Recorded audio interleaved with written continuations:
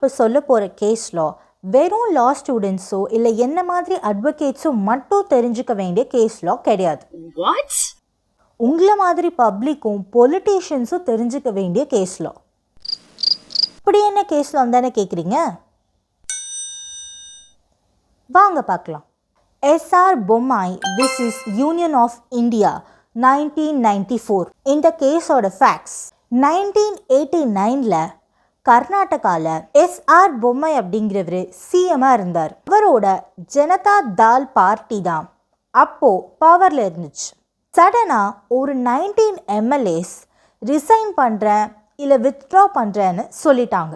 Problem start ஆச்சு. தெரிஞ்சுக்கிட்ட அப்போ இருந்த governor P Venkata Subbaiah SR பொம்மாய்க்கு மெஜாரிட்டி இல்லைன்னு டிக்ளேர் பண்ணார். இந்த டிசிஷனில் பெரிய விஷயம் என்னன்னா, அவர் எஸ்ஆர் பொம்மாய்க்கு மெஜாரிட்டி ப்ரூவ் பண்ணவும் சான்ஸ் கொடுக்கல. இது மட்டும் இல்லாமல் ப்ராப்பராக ஒரு ஃப்ளோர் டெஸ்ட் கூட கண்டக்ட் பண்ணல. இது எதுவுமே பண்ணாமல் டைரெக்டாக அவர் பிரசிடெண்ட்க்கு ரிப்போர்ட் பண்ணிட்டார்.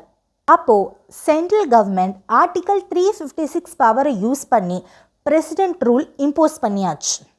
ஆர்டிகல் 356 என்ன சொல்லுது? ஸ்டேட்டில் கான்ஸ்டிடியூஷனல் மிஷனரி ஃபெயில் ஆச்சு அப்படின்னா பிரசிடெண்ட் ரூல் கொண்டு வரலான்னு சொல்லுது. ஆனால் சுப்ரீம் கோர்ட் இந்த கேஸில் தான் சொல்லியிருப்பாங்க இது எமர்ஜென்சி சுச்சுவேஷன்ஸ்க்கு மட்டும்தான் அப்ளை ஆகும், இதை பொலிட்டிக்கல் ரிவெஞ்சுக்கு யூஸ் பண்ணக்கூடாதுன்னு சொல்லியிருப்பாங்க. இந்த கேஸில் இஷ்யூஸ் என்ன வந்துச்சுன்னா, கவர்னர் டிசைட் பண்ண முடியுமா ஒரு சிஎம்க்கு மெஜாரிட்டி இருக்கா இல்லையா அப்படின்ற இஷ்யூ. ஆர்டிகல் 356 மிஸ்யூஸ் பண்ண சென்ட்ரல் கவர்மெண்ட்டுக்கு அன்லிமிட்டெட் பவர் இருக்கா? பிரசிடெண்ட் ரூல் இம்போஸ் பண்ணதை கோர்ட் ரிவ்யூ பண்ண முடியுமா? ஃபெடரலிசம் இந்தியன் கான்ஸ்டிடியூஷனோட பேசிக் ஸ்ட்ரக்சர் இல்லையா? இந்த இஷ்யூஸ்க்கான சொல்யூஷன் பார்க்கலாமா? இந்த இஷ்யூஸ்க்கு கோர்ட் சொன்ன ரிப்ளை என்ன அப்படின்னா, சிஎம்க்கு மெஜாரிட்டி இருக்கா இல்லையா அப்படிங்கிறத டிசைட் பண்ண வேண்டியது ராஜ்பவனில் கிடையாது, அதை அசம்பிளியில் தான் டிசைட் பண்ணணும்னு சொல்லியிருப்பாங்க. இந்த கேஸ் தான் இப்போ நம்ம எல்லா ஒரு பொலிட்டிக்கல் இஷ்யூஸ்லேயும் ஃப்ளோர் டெஸ்ட் அப்படின்னு கேட்கக்கூடிய வார்த்தைக்கான ஸ்டார்டிங் பாயிண்ட். முன்னாடி பிரசிடெண்ட் டிசிஷன் தான் ஃபைனல்னு நினச்சாங்க. ஆனால் இந்த கேஸில் தான் கோர்ட் ரிவ்யூ பண்ண முடியும் அப்படின்னு சொல்லியிருப்பாங்க. ஆர்டிகல் 356 மிஸ்யூஸ் பண்ணால் கோர்ட் கண்டிப்பாக ஸ்ட்ரைக் டவுன் பண்ணும் அப்படின்னு சொல்லியிருப்பாங்க. ஃபெடரலிசம் அண்ட் செக்யுலரிசம் தான் கான்ஸ்டிடியூஷனோட core values. So centre complete domination பண்ண முடியாதுன்னு சொல்லியிருப்பாங்க. பிரசிடெண்ட் ரூல்னு சொன்ன உடனேவே அசம்பிளியை டிசால்வ் பண்ணக்கூடாது, ஃபர்ஸ்ட் பார்லிமெண்ட்டோட அப்ரூவல் வேணும். பொம்மாய் கேஸில் பொம்மாய் பிரசிடெண்ட் ரூலை அப்போஸ் பண்ணி எனக்கு மெஜாரிட்டி இருக்கா இல்லையான்னு நான் அசம்பிளியில் ப்ரூவ் பண்ணுறேன்னு சொல்லி ஃபைட் பண்ணியிருப்பார். இந்த கேஸ்னால் டெமோக்ரஸி ரொம்ப ஸ்ட்ராங் ஆயிடுச்சு. கவர்னரோட பவரை ஸ்க்ரூட்டினைஸ் பண்ணிட்டாங்க.